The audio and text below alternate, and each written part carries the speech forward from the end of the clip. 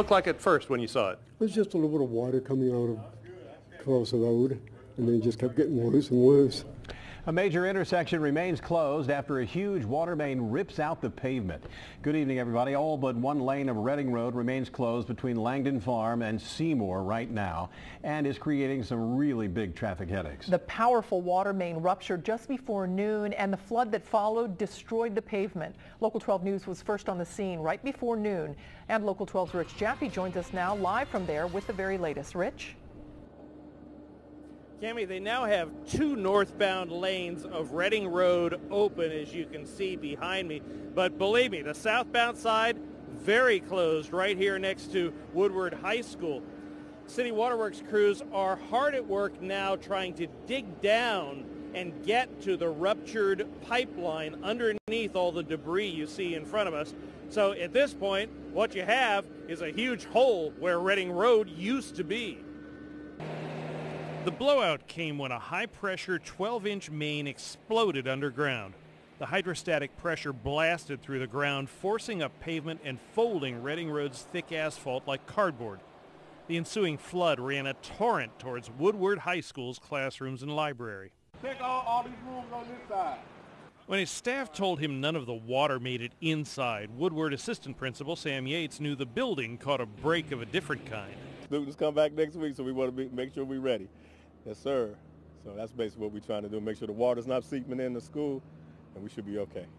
With Reading Road shut down and water popping up out of every crack and fissure, the usually busy thoroughfare started to look more like a western river. Through it all, astride his trusty mower, Woodward's building engineer Godwin Teed rode on.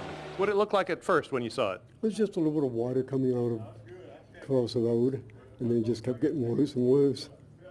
And you kept mowing and mowing? I did. Fortunately, I had that cut before that happened.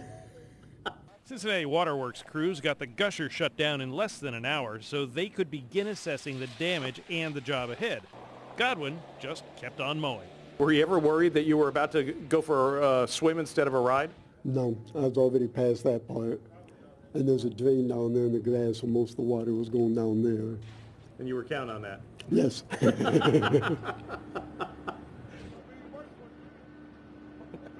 Godspeed, Godwin Teed. You got to love that guy's name. Now the big question, how long before this side of Reading Road opens up? Good question.